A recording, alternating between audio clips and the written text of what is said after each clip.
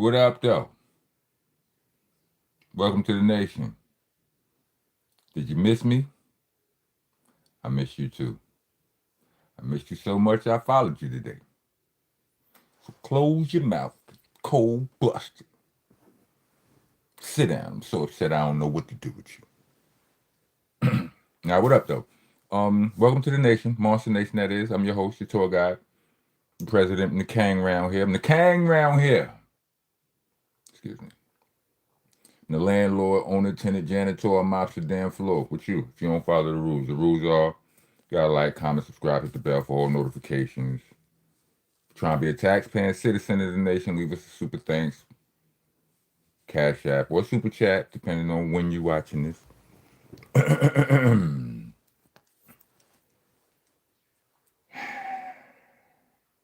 Cash App tag will be in the description along with the Bandcamp link. The Bandcamp link is there for those of you who would rather hear me rap than to hear me yap. Yeah, all of the mixtapes is there from Nonviolent Rock all the way back to Shell Shock. So go get involved. You know, you ain't gotta ask me to rap here. I mean, if I feel like busting the rap out, but you know that's a gang of music that you probably never heard from your boy at the other end of the Bandcamp. You know what I'm saying? It's rocknessbcc.bandcamp.com. Also, the merch link is going to be down below too. You know what I'm saying? Pause. Yeah, get you some shirts, some hats, some hoodies, and all of that. When you're writing on the walls in the nation, spell things correctly, please. It's for a reason. It's not just because it pisses off the president, which it does, but also spelling things correctly helps the visitors, the tourists in the nation. It helps them when they spread the gospel or when they need to go look for the gospel outside of this platform. You know what I'm saying? We want to help spread the word. But how y'all doing? Everybody cool? I ain't seen y'all in a while. I missed y'all. I mean, I've been traveling. I'm back on the East Coast. Good old NY City. New York gritty. How y'all feeling about things going on? I'm not talking about Jay-Z. Not yet. You know what I mean? I know that's the hot topic and all of that, but I need like in between my couple of tracks. You know, but when I be traveling between New York and Arizona, sometimes it takes a day or two to adjust because of I have to be putting. I immediately have like they're both my homes, right? I have to go and I have to set things back in place. I have to pick up some things where I left off immediately. So I lose a day of research and all of that, and it's too much going on. It's a big deal. I've always been a Jay-Z fan. I have rappers bias, right? So I need more information. I need to give myself more time to get more information before I can say anything about that because this is it's a big, it's too big of a deal. But 50 and LL, I know this happened a couple of days ago. I will talk about this because I mean, for whatever reason, it's still popping up in my timeline. You know what I mean? I just seen it. It even more than in my timeline, it popped up in my conversation just a little while. I was like, you know what? Talk about that. So how y'all feel about that? Y'all feel like 50 tripping? Salute to Brownsville, several Brownsville in the building. 718. So the 50 Cent LL situation, great, thank you. LL was in an interview. He was saying, I mean, I guess someone LL has been accused or 50 wrote.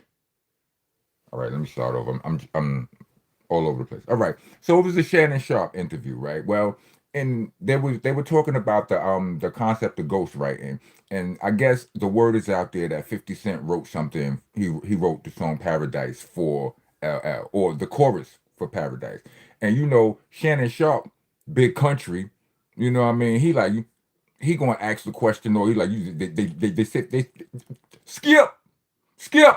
He like I'm sorry, I couldn't help it. He like they said that 50 wrote Paradise for you. He's like, no, he wrote the hook. And it was like L took offense You know what I'm saying? He was like, he wrote the hook. He said he wrote the "If you really, really want it, he didn't write the what he said. We've been through this before. He said when when he rapped the parts that he did write, he spit he did that with a whole lot of dignity. You know what I'm saying? A whole lot of oomph, a whole lot of respect, a whole lot of manliness, a whole lot of salutation. It was a lot of, it was respectful. When he did that, when he sang the chorus, he didn't have to, I'm sorry, y'all. I'm just calling it like I see it. He didn't have to make his face like that and put that to he could have said, you know the part if you you know that part. He wrote that. He go, I'm looking at myself on my screen and I can't believe I'm sitting here going on camera. Like I would do this in the crib with the homeboys and shit. But yeah, like just the way, like I'm see, like I'm doing it like that because I don't know the like I don't know the words to that chorus. You know what I'm saying? It's LL's song. I'm sure he know I'm sure he know the words to the chorus. He could have paid the chorus a little bit more respect than that. You understand what I'm saying? And I just gotta say, as a fan of 50 Cent, now I'm a fan of LL too. Don't get it twisted, but I'm just saying, as a fan of 50 Cent, I felt like he had some sort of like I was offended for 50. I felt like he had a little bit of animal. It felt shady. I was like, what is this right here? Huh? But 50 responded to it. 50 is like, yo, when I first saw it, he's like, when I saw this, it felt like somebody punched me in the stomach. You know what I'm saying? And he's like, I forgot what he said. I got my other phone packed away with a dead battery and shit, so I can't even get to it. But he was like, he was like, he was trying, he was, he wasn't disrespecting L. He was like, yo, he said something complimentary to L. Then he said, yes, I did the hook. I worked with him on this song. And then 13 other songs after that.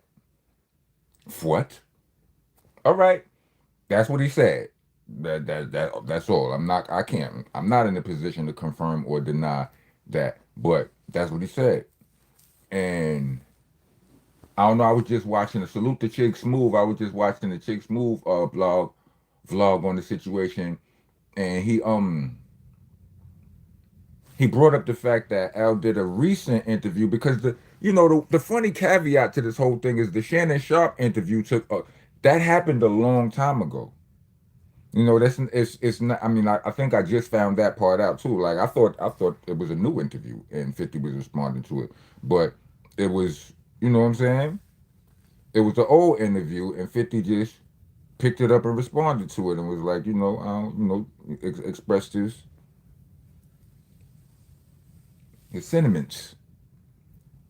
But yeah, but yeah. So Chick Smooth was he brought up the fact that it was like another interview that LL did that I believe was recent. Well, I'm not sure. Don't quote me. I didn't check. I didn't know. I'm not sure about that part. But it was like the interviewer asked LL who was the single most important rapper in hip hop or in, ever in hip hop or something like that.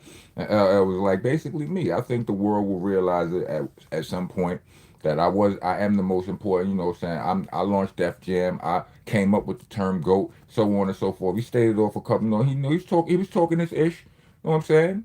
He's saying it with his chest and all that, and all that and all that. And then he went back to 50 saying, you know what, I take all of them props back I gave him, whatever. Like I ain't never, you know what I'm saying, I ain't such and such and such and such. He said, I'm sorry, I can't remember all of the things he said, but he was just, he dissed him. Maybe. Let's see. Hold on. Let's see. Let's see. Hold on. See if I can find it right quick. Take it a certain way, but that means no disrespects to 50 Cent. Now, I guess 50 Cent never got over it. This morning, he woke up on bad timing. TMZ posted this All right, so there you go. I found it. Right. Listen. clip from LL Cool J's interview with Apple Music, where he was asked who's the most important rapper that ever existed. And surprise, surprise, he picked himself. Now, LL Cool J tells us who's the most. Hold on a second.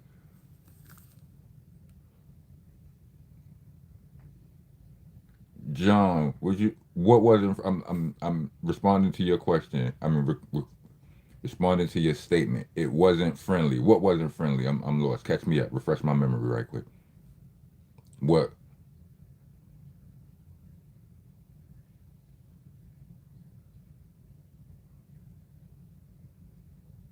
Respect OG. When are you going to release the video? Anytime soon. Which video are you referring to, homie?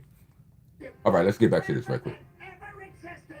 LL Cool J is the most important rapper that ever existed. I'm gonna say this with humbly, but I really mean this. I think one day people are gonna wake up and realize that LL Cool J is the most important rapper that ever existed. But LL lays out his case, and he did do a lot of things first. This is the guy who introduced all the diamond and the ice and the champagne. This is the guy who Champagne, yeah, I know for. What is that true? The diamond and the ice? introduces the love songs and all the love. Put it in on the wall. Was the first hip-hop love song. He changed what rap could be. As far First love song he changed what rap could be. Yeah, we hated him for that too. Like I'm not even. We hated on him. We didn't hate him, but some of us hated him. But yeah, that's it. Just was what it was. as clothing becoming a thing in hip-hop, he's the guy who launched FUBU. If you're one of those people you want to say that Jay-Z or Kanye are like the greatest, they all came up on a label that he launched. Oh. Def Jam Records doesn't exist. Every artist that you can name, the biggest artists, the billionaire artists, were launched on the label that I What's worse, hating somebody or hating on somebody? Put it on the wall. Let me know. launched. And he's the first rapper to star on NCIS. So there's that. There's nobody that thinks LL Cool J's the greatest rapper. 50 Cent then wrote in the captions saying, yo, I changed my mind about this guy. I was a fan, but he be doing corny shit. I was trying to help his ass. Fuck all that mama said knock you out. Get the strap. And he doesn't stop there. He goes in the comments to say more. He says, I ain't got no beef.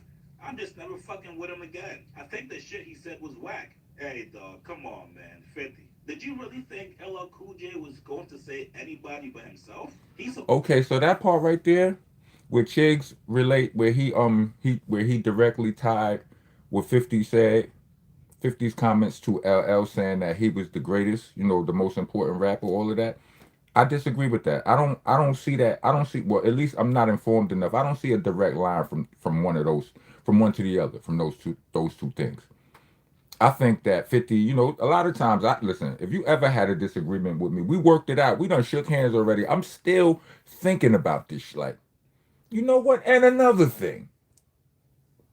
But then I'll be like, you know what? It's over. Let me leave it alone. Let me leave it alone. You know what I'm saying? But if it's something that ain't worked out yet, it's something we from a distance, we done had an argument over the phone, we had a disagreement. I don't need you to say nothing else for me to say something else. I might be like, hold on a second. This nigga, you know what? F peace. It happens. You know what I'm saying? It happens. So somebody said it was the ghostwriting claim. Or who you speaking to? Me? I know that, but you speaking or you feeling somebody else in the chat. Pause. Cause yeah, like I don't think that if you're speaking to me, well, if here's the thing, LL always gets triggered when somebody brings up ghostwriting to him. I've seen it on multiple platforms. Him doing the interview, you say the word, you know what I'm saying, you say the word ghostwriter, and he gets standoffish, very adamant in his stance about whatever it is he's trying to, in his denial of it. You know what I'm saying? So is 50 Cent the only person who's ever been rumored to being linked to him as a ghostwriter? I don't understand, but I mean, like, I don't. I'm not used to seeing queens like disjointed. I'm not to any people out who, if you slow, I'm talking about the borough of Queens. I'm not calling either of these gentlemen Queens. I'm not used to seeing niggas. I mean, Mobb Deep and Capone Noriega had smoke back in the days. But other than that, not too much. B like, this is odd.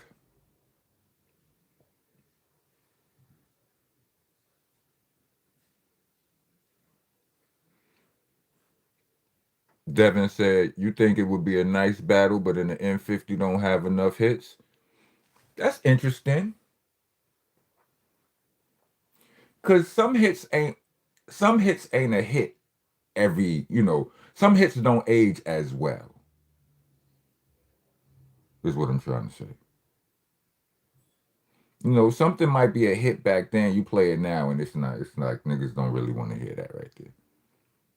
It happens with some songs. Some songs will be a hit forever. It may die out, play out, but you pull it up at a versus. You throw it on a party at a party or whatever, and people going, the nostalgia going to kick in, and people going to start, they're going to go crazy. But yeah, do y'all think L? Like I said in the title, I said it was L being disrespectful. Here's the thing: here's a saying that we all know, right? We all familiar. I don't think it's a person in here who has never heard this cliche, this Negro spiritual. You know what I'm saying? It ain't what you say, it's how you say it, right? We've all heard that. Hold on a second.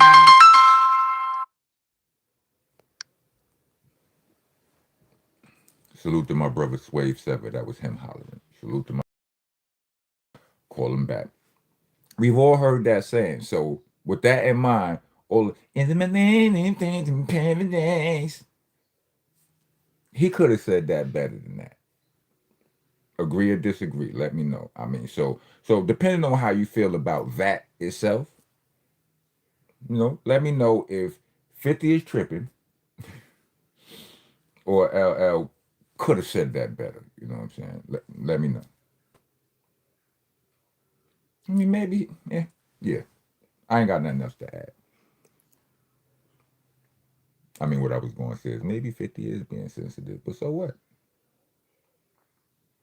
So what? I'm sensitive, and nigga, so is you. Don't lie.